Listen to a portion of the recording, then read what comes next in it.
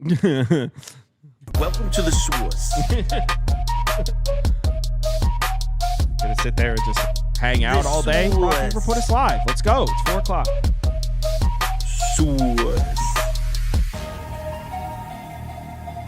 Hey, get the source.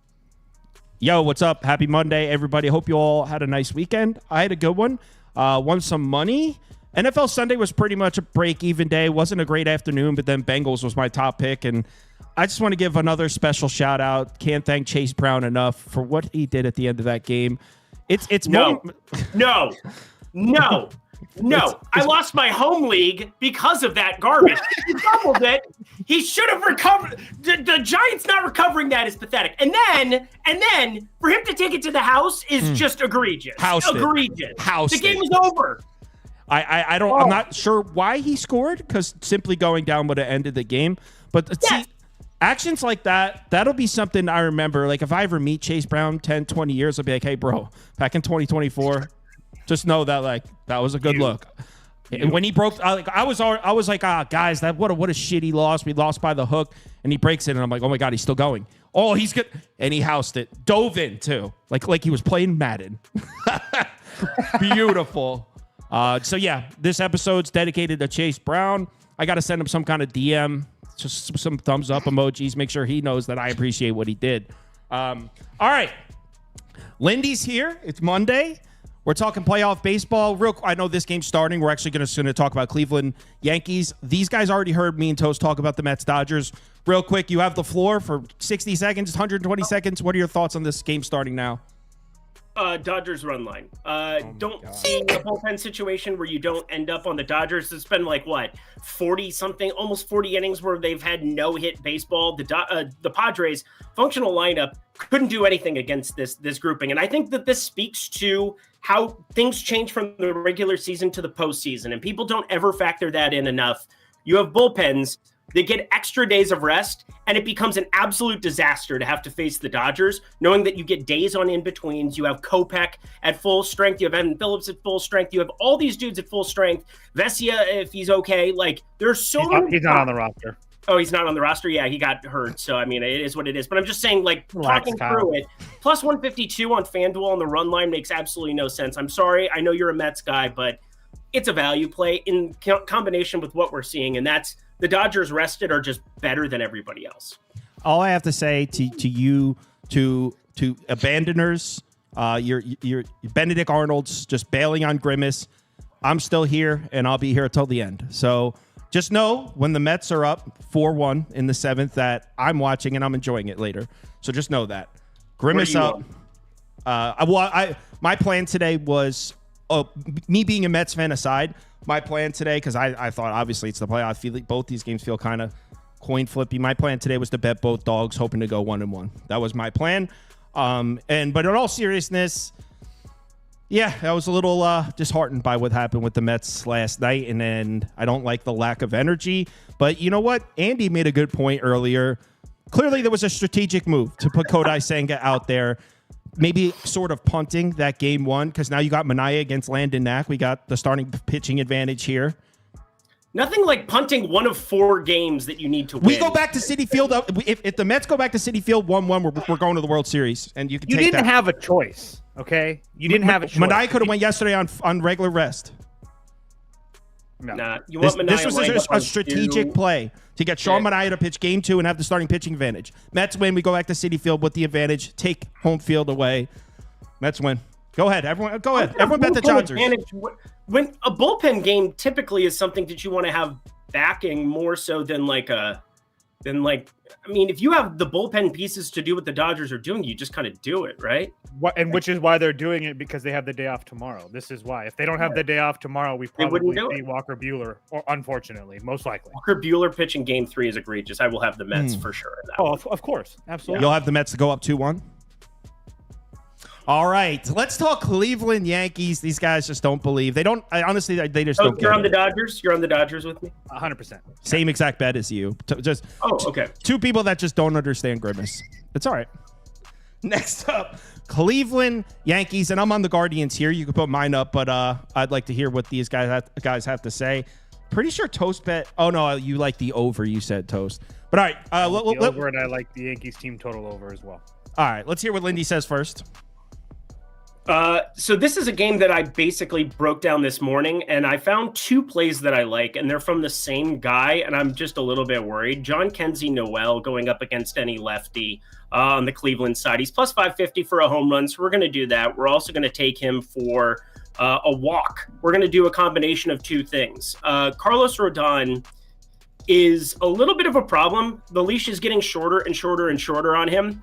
I'm a little bit worried that John Kenzie Noel also gets pinch hit for, so this isn't going to be something that I'm going completely nuts on, but he is an absolute murderer of the baseballs. 376 expected ISO against lefties, just 63 plate appearances. We saw him towards the tail end of last season, but they kept him in this lineup. They continue to give him opportunities against lefties. They should continue to give him opportunities against lefties because all it takes is one ball. In AAA, he was out of his damn mind. He only has a 206 BABIP against lefties, but he has 7 homers, 20.3 degree launch angle, and the key for me, he's a very good opposite field hitter. You go through some of his heat map stuff and through some of the tracking data, and he is unbelievable hitting it oppo taco. Well, wouldn't you know it, 15 to 20 sustained to right field fences today against Carlos Rodon. I mean, it is just, it's set up here for him. I'm adding the walk purely because I think Rodon, I mean, this is a guy that he's going to try to get him to swing and miss and chase. If he doesn't, he's probably okay walking him in a situation like this. So it's the combination of the two. I don't have a play on the game yet. Wanted to talk through this with you guys, but John Kenzie Noel starting off my card in this one.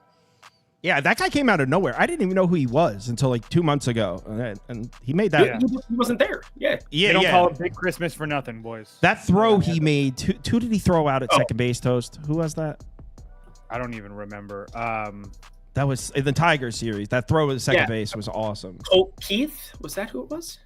Oh, it might have been Colt Keith. It's gonna bother me now. I can tell you that. All right, Toast. So you're over here.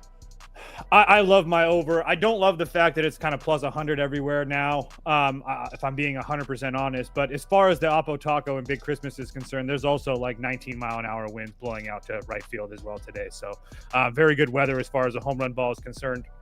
I just think that the Yankees have too many advantages here offensively. And again, I don't really trust Rodon at all. But at the same time, if there's one split that I can trust Cleveland to probably get some work, get their bats going is against left-handed pitching. Guys like Quan and Ramirez are guys that I absolutely trust. And then you got a whole bunch of right-handed bats in there. I get that. But this Cleveland team has shown over and over again that they can hit left-handed pitching. It's the right-handed pitching that they really struggle against. Over the last 30 days, they're about top 5 in Major League Baseball versus left-handed pitching. So and then Alex Cobb, on the other hand, I talked about it, who he's faced: Pittsburgh, the White Sox, and Minnesota.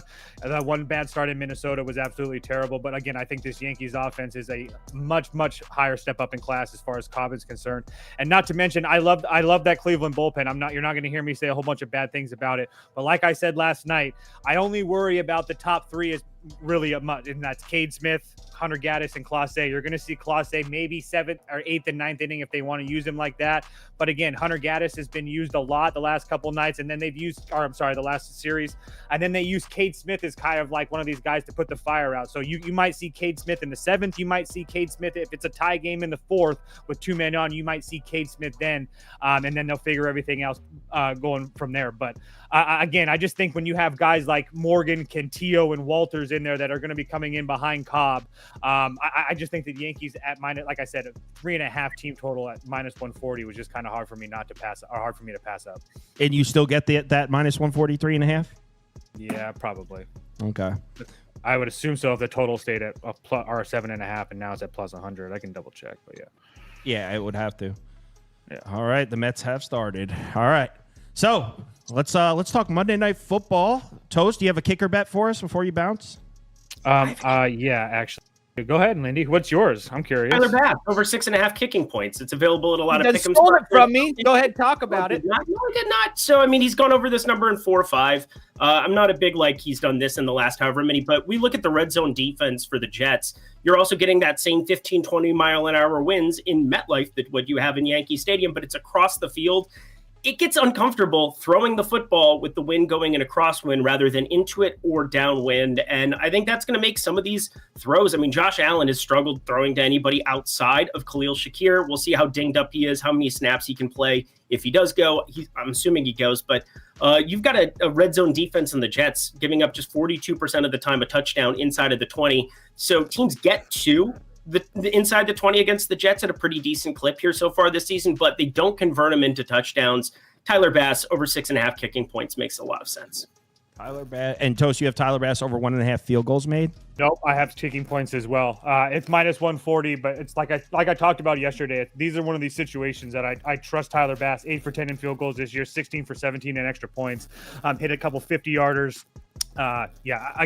This price range is kind of where the sweet spot is. So I went 4 for 5 in kicker props yesterday. This should be another easy cash. This is the first kicker prop I've had all year, so I'm glad. I'm a kicking prop god. I'm not gonna lie to you. I have my thumb on the pulse of this kicking market. So you guys all have a good day. All right, Toast. Talk to you later, man. Okay. Let's get Prop Beaver on to talk about his beloved Jets, diehard Jets fan. Prop Beaver was in attendance to see them lose 10-9 to the Broncos. Oh, man. Great that game. Is great awesome. Game. Just a big fan of Salah. Turn your mic up. Really sad to see him go. What? No, you're good. You're good. Okay. Great prop by you guys. Really big fan of the kicker prop market. So, awesome pick by you guys. So in this one, I'm going with Josh Allen over interception. Guy has gone 7 straight games without an interception, going back to, I think, before the playoff game since last year. I believe the last time he threw an interception was week 18 against the Miami Dolphins. I just think that he's beyond due. I mean, this was a guy who trailed only Sam Howell in interceptions last year with 18. It's completely unsustainable. He has the second highest turnover-worthy play percentage amongst QBs with 100-plus dropbacks at 5.5%, constantly putting the ball in danger. And more importantly, in this matchup, he's extremely susceptible to putting the ball in danger when under pressure. His turnover-worthy play percentage is also second highest amongst QBs with 40-plus dropbacks under pressure. That is skyrocketing to 9.4%. And that's important because this Jets pass rush, despite the fact that we got no Reddick, there's no Jermaine Johnson, we are second in pressure rate and third in adjusted sack rate because of Willie McDonald. Allen has been a lot more prone to going over the mark on the road, hitting at a 68% clip since 2021 compared to just 50% at home. And in 5 trips to MetLife specifically, Allen has thrown 8 interceptions going over the mark in 4 of those visits, averaging 1.6. I feel like this is a ridiculous buy low spot here. And I'm calling my shot that this is a spot where Allen I can't when you guys are just Lindor watching just hit the a homer. baseball game. Lindor just let it off with a bomb. I'm sorry. Yeah. I didn't mean to, Toast. Continue on. Keep going. All right, so that's it. All right, so you got Josh Allen interception. I like that bet, by the way, because he hasn't, like you said, he hasn't thrown one in forever, and he's performed terribly in this stadium. His last 2 trips to MetLife to play the Jets, he's got 1 touchdown, 5 interceptions, a 55 passer rating. So he really has struggled to throw the ball against this Jets defense. And let's be honest, the Bills' offense has looked pretty bad the last 2 games. They did play 2 really tough games against Baltimore and Houston. But who's to say on the road against the Jets isn't another game on the same level of toughness? Keep in mind, C.J. Mosley most likely – has that been announced that he's back yet? I don't know. He's been participating in light practice all week. Let me just check to see if there's been an update on C.J. Mosley. Still questionable. Still questionable. He's been participating in light practice all week, so hopefully he's back. But either way, this Bills run game under Joe Brady, they stick to it. They're disciplined with it. It's not the most efficient. They don't really rack up the yards per carry. They're just trying to chew the clock and hang on to the football. I like this Jets defense to take that away from them, or at least make it very difficult for them to do so. It should be a struggle for the Bills offensively. And on the other side, I think it's I'm on the Jets, by the way, Prop Beaver. On the other side, I think it's a beautiful buy low spot on the Jets offensively.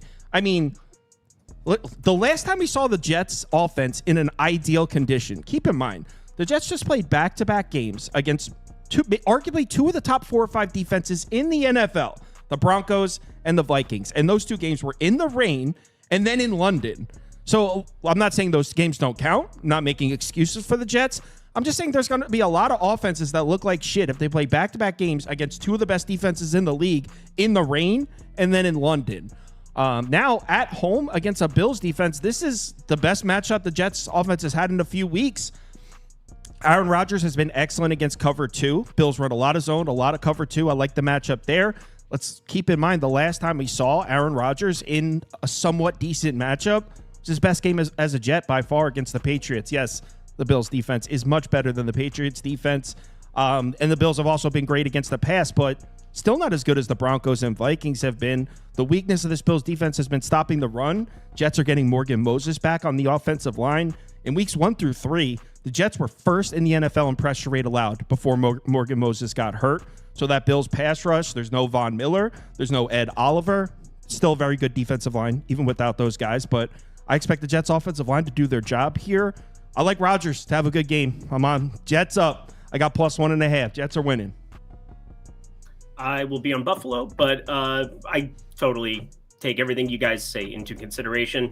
We're seeing the Jets at least with a 24% blitz percentage this season, and we're finally seeing them get after it to some extent. I'd be a little bit more nervous there. Obviously, this is going to just be like a Hulk slam for me here on the Buffalo side. Both teams are coming off of very difficult spots. Obviously, both of those defenses you brought up on that side of things. And then, yeah, Houston, not exactly the best outing there by Josh Allen by any standards. And then, of course, against Baltimore, too. It's been weird, though, without Khalil Shakir. I'm going to be paying attention to the injury report. Obviously, that is such an important piece for them. I think the same thing, though, exists on the other side of this game with the Jets. Sure, Garrett Wilson, 22 targets, looked really, really nifty, but the guy who's been quietly effective for them is Tyler Conklin, 17 targets now his last 2. He at least, he was like stretching the field to some extent against the Vikings in that game. 9.2 yards per reception in it, found ways to get downfield in the seam. And, when Minnesota blitzes at the highest percentage in all of football, yeah, you got to be able to get the ball somewhat downfield. And, well, you want to get him matched up against linebackers and safeties because our corners were just doing work. They were doing the Lord's work against Garrett Wilson and company. Never let him get over the top whatsoever. I don't know if Aaron Rodgers can move the ball downfield right now. I don't know how effective Breece Hall is right now. I'm not sure if he's hurt or what's going on. Braylon Allen's been the better of the two backs. I think for me, it makes a lot of sense to just, it's not even like an eye test thing here, but Buffalo, I just find them to be the appealing money line side between the two. It's not that I think the Jets defense isn't good. They're number 1 in PFF grading for a reason. They are blitzing at a higher percentage, and if they can get after Josh Allen, he's going to have another tough time. But I just think that the overall, people are just looking at this change of head coaches as if this isn't like Aaron Rodgers losing his best friend out there in Nathaniel Hackett, and it isn't Rob Saleh, who was a great defensive football coach, despite anything else you might want to say, ensembled the pieces. Yeah, he's still responsible for the offensive ineptitude, but I'm going to be trusting the Buffalo side tonight. We are on opposite sides. Do you, I don't have anything in the total, but just because I know people are going to ask, do you have a lean on the total anyway? I was thinking over, personally.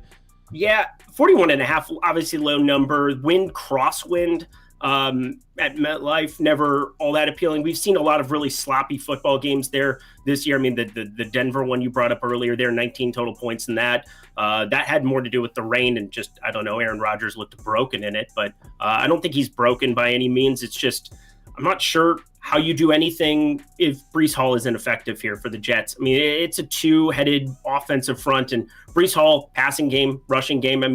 I'd be inclined to take the over, but won't have a play on it.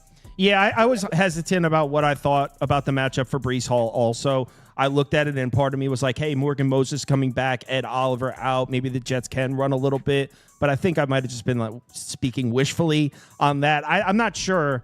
There is something to be said of the Jets coming off games against Denver and Minnesota. Like the rushing numbers are going to look bad. A lot of offenses are going to have shitty looking rushing numbers after two matchups like that. But that being said, I still don't really know if I trust the Jets to get the run game going. I do like the matchup for Rodgers a lot, though. I think Rodgers is going to look good here. I like that Jets pass protection with Morgan Moses on the field, and I think Rodgers can piece up that Bills zone. I feel like the Bills secondary because they got off to such a hot start, we kind of forgot that they lost everybody, like Micah Hyde, Jordan Poyer, Tre'Davious White. That secondary's thin. It's a shell of what it was last year. And they got off to such a hot start that we kind of all forgot, myself included. We were like, oh, I guess that's just those guys don't mean anything. And then the last 2 weeks, CJ Stroud had an efficient game throwing the ball. So did Lamar Jackson. So I think maybe the losses in the secondary are starting to come to fruition for the Bills now. And I truly do like the matchup for Rodgers. So we're on opposite sides. I'm on the Jets. And how about those Mets? I tried telling you guys, this game's over. 1-0. I just wanted to apologize to Prop Beaver. I did not mean to be watching baseball in the middle of it. I just wanted to chuck my iPad. It's not you. I hate when the streams and the baseball coincides. I love it. I hate it. I was gonna say we just kept doing this with each other. It was like, do we bring it up? Do we not bring it up? No. So Prop Beaver, I know you're on Josh Allen to throw an interception, and you didn't bet aside. There's a gun to your head, forcing you to bet aside. I'm not betting aside. You're gonna let him pull the trigger. If I have to pick something here, I think I would be taking. Oh my lord! I think I'd probably be taking the Jets here. Simply put, because of the fact that the Bills' offense is falling apart at the seams. Just simply because of the spot. I feel like with the public perception of the Jets being so bad right now, the line on the Jets continuing to fall, I just feel like this is a very weird spot. I feel like everybody's going to be on the Bills here. Why does the line continue to fall? I don't know. I would bet the Jets. Yeah, the line. I noticed that too, and this wasn't a reason for the bet, but the look ahead line for this, I believe, was Jets -2.5. Was it? Yeah. Well, yeah. That's. I feel like that's a kind of a big. No, it's Buffalo side of it, right? Well, back in May it was Jets -1.5. Oh, back in May. Look ahead. Yes, like before the correct, season, correct. it was Jets -1.5, and I don't know if it's moved. That had nothing to do with my bet. I just thought that was interesting. But yeah, everyone, what is the poll by the? Wow, we are like split down the middle here. As far as the viewership, 38% on Buffalo, 42%, 39%, 42%. So viewership is split down the middle on this one. Let's go Jets.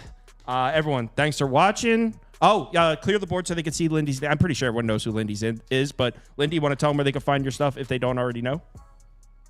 Yeah, hop over to Odd Shopper. We're available on YouTube. We've got a bunch of social handles you can follow. You can follow me at Eric Lindquist, but we've got tails going. You can tail everything that I'm firing up. Lindy50 gets you 50% off right from the get-go. But firing up MLB, firing up NFL, and then my baby, the absolute moneymaker of all of the land, the National Basketball Association is back next Tuesday. My God, I can't wait. But just smash the like button for Kyle. Always appreciate him having me on. Let me know for basketball season. Did you want to stick with Mondays, or we'll talk privately about it? But yeah, we should hammer out a day of the week where I can rely on. This is your day for NBA season too. But I try to be reliable. Someone said, "Why is no one on the under?" Lindy just said he was leaning towards the under. I was originally thinking over, but I was leaning kind of on the over there. I'm just saying that it just feels like the lean I would have would be the over, but it's where it should be. I mean, 41.5. This thing got put into place pretty quickly. I almost put a few dollars on the over last night at 40.5, so I would have had some CLV. Not that necessarily means shit, but I would have had some. But all right, everyone, enjoy your night. Be sure to bet responsibly. See you.